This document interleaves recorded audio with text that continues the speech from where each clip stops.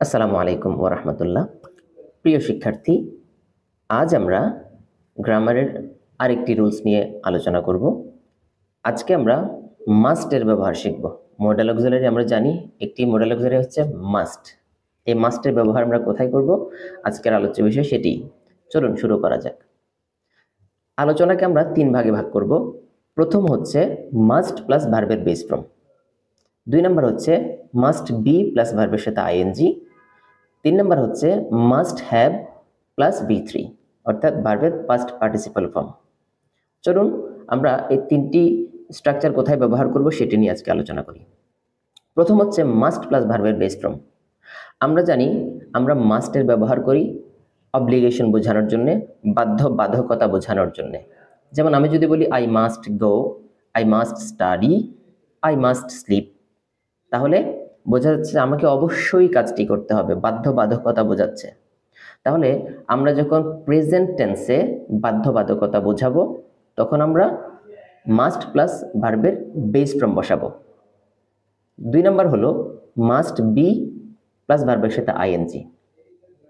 Suppose মনে করেন আপনি আপনার এক বন্ধুকে ফোন করলেন, তার ফোনটি ব্যস্ত শোনাচ্ছে, তার মানে লজিক বলছে অবশ্যই সে ফোনে কথা বলছে।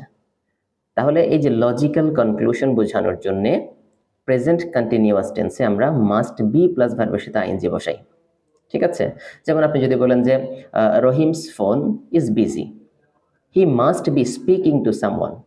Rahim's phone is busy, he must be speaking to someone.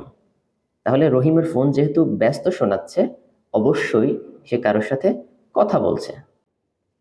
3 number rules হচ্ছে মাস্ট হ্যাভ প্লাস ভার্বের V3 অর্থাৎ পাস্ট পার্টিসিপাল ফর্ম। চলুন এটি নিয়ে আলোচনা করা যাক। সাপোজ মনে করেন আপনার কোনো বন্ধু পরীক্ষায় খুব ভালো ফলাফল করলো। এর মানে কি? অবশ্যই সে খুব ভালোভাবে পড়াশোনা করেছে।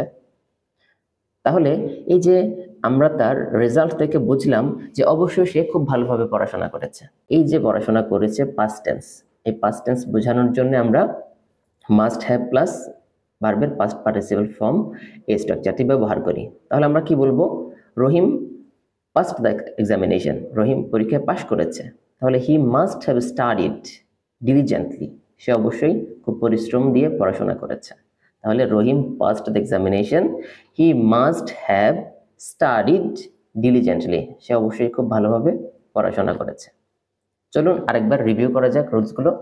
মনে রাখবেন মাস্ট প্লাস ভার্বের বেস ফর্ম আর মাস্ট বি প্লাস ভার্বের সাথে আইএনজি, এই দুটো স্ট্রাকচার প্রেজেন্ট টেন্স বোঝানোর জন্য ব্যবহৃত হয়, প্রেজেন্ট। ঠিক আছে? আর মাস্ট হ্যাভ প্লাস V3 এটি ব্যবহৃত হয় পাস্ট টেন্স বোঝানোর জন্য। আশা করি আপনাদের ভালো লেগেছে ভিডিওটি। যদি ভালো লেগে থাকে অবশ্যই আমাদের পেজটি লাইক এবং ফলো দিয়ে রাখুন। আমরা প্রতিদিন এরকম আরও কিছু গুরুত্বপূর্ণ ভিডিও নিয়ে আপনাদের সামনে হাজির হব। ভালো থাকুন। আসসালামু আলাইকুম ওয়া রাহমাতুল্লাহ।